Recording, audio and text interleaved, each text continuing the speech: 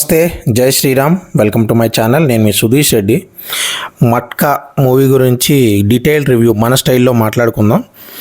ముందుగా కథాబీజం గురించి మాట్లాడుకోవాలి అంటే తమ్నైల్లో పెట్టినట్టే రాముడు లాంటి గుణం, శకుని లాంటి తెలివి, కర్ణుడిలో శౌర్యం, అలాగే దుర్యోధనుడిలో బలం, ఇవన్నీ కలిసి ఉన్న ఒక వ్యక్తి అక్కలతో పుట్టిన ఆశయాన్ని అత్యాశకి ఎలా మార్చుకున్నాడు అనేది ఈ కథాబీజం.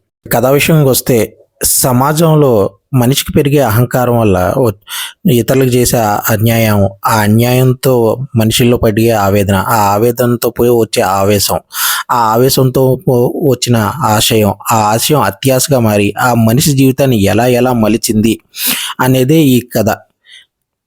ఇక కథనం విషయానికి వస్తే యాజ్ యూజువల్గా కొంచెం నల్లేటి మీద నడకలాగే సాగుతుంది ఫస్ట్ హాఫ్.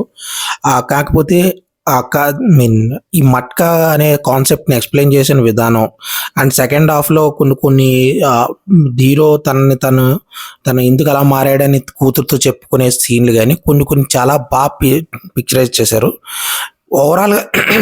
ఓవరాల్గా చెప్పాలంటే ఇలా ఒక గ్యాంగ్స్టర్ కానీ లేకపోతే ఇలాంటి ఒక క్రైమ్ డ్రామా తీసుకున్నప్పుడు కథనం అనేది చాలా ఇంపార్టెంట్. కొంచెం వేగంగా అండ్ ఎంగేజింగ్గా ఉండాలి. ఆ ఫీల్ అయితే మనకు కలగలేదు ఈ సినిమా కథనం చూస్తున్నప్పుడు. సో కాబట్టి ఇప్పుడు కథాబీజం కథనం అండ్ కథాబీజం కథనం ఈ మూడింటికి మనం రేటింగ్ ఇచ్చుకోవాలంటే కథకైతే మనం యాజ్ యూజువల్ రెగ్యులర్ కథే, చాలా రెగ్యులర్ పాయింట్ అయినా ఒక 7.0 ఇవ్వచ్చు. అండ్ కథకు కూడా అంతే సేమ్. అండ్ కథనానికి అయితే 0.6 ఇవ్వచ్చు. కొంచెం డిఫరెంట్గా ట్రై చేసుకోవడం ఇంకో 10 అవి రెండింటికి కలిపి 3/2.10 అయితే ఇవ్వచ్చు. ఇంకా నెక్స్ట్ వచ్చేసి అభినయం గురించి మాట్లాడుకోవాలంటే మనల్ని అబ్బురపరిచేంత గొప్ప అభినయాలు ఏం లేవు. వరుణ్ తేజ్ గారు ఈ 4 ఫేజెస్లో చూపించిన పెర్ఫార్మెన్స్ సెటిల్డ్గా బాగానే అనిపించింది, కానీ వావ్ సూపర్ అనిపించలేదు. ఇంకా మీనాక్షి చౌదరి కూడా ఆ పాత్రకి తగ్గట్టుగానే ఉంది.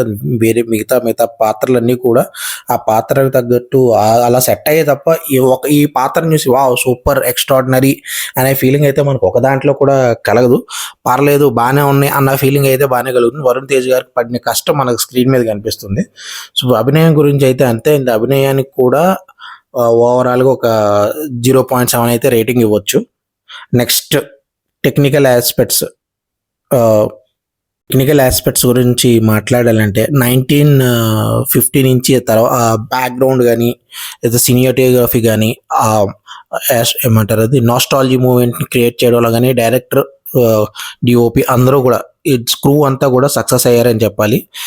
జీవి ప్రకాష్ ఇచ్చిన బ్యాక్గ్రౌండ్ స్కోర్ బాగుంది. అండ్ ఆ సెట్లు కానీ దానికి తగ్గట్టు సినిమాటోగ్రఫీ కానీ డిఓపీలు కానీ లేకపోతే ఎడిటింగ్ అన్నీ బాగానే, టెక్నికల్ ఎక్స్పర్ట్స్ అన్నీ కూడా బాగున్నాయి. పర్వాలేదు అని అనిపించినాయి, డీసెంట్గానే అనిపించినాయి. బడ్జెట్ ఎంత పెట్టారో తెలియదు కానీ ఏ బడ్జెట్లో అయినా కూడా డీసెంట్గానే అనిపించినాయి. నాకైతే డీసెంట్గానే అనిపించినాయి, వర్త్ ఆఫ్ ద మనీ అనిపించినాయి. అండ్ వీటికి అయితే మనం 0.8 ఇవ్వచ్చు. సో ఓవరాల్గా మూవీ అంటే నా ఉద్దేశంలో కొన్ని రోజుల తర్వాత దీన్ని ఒక క్లాసిక్ మూవీ అంటారు తప్ప ఇప్పుడైతే జనాలు ఈ కైండ్ ఆఫ్, ఎందుకంటే ఒక డిఫరెంట్ కైండ్ ఆఫ్ అప్రోచ్ని ట్రై చేశారు. అండ్ ఓకే ఎంగేజ్ చేయడం కొంచెం బోరింగ్గా ఉంది. కొంచెం ఎంగేజింగ్ ఫ్యాక్టర్ అంటే కొంచెం కష్టమే. బట్ స్టిల్ మన జనాలు దీన్ని యాక్సెప్ట్ చేస్తారని నేను అనుకున్నాను. బట్ ఓటీటీలో వచ్చినప్పుడు మంచి రీచ్ అయితే వస్తుందని నేను అనుకున్నాను. Thank you very much.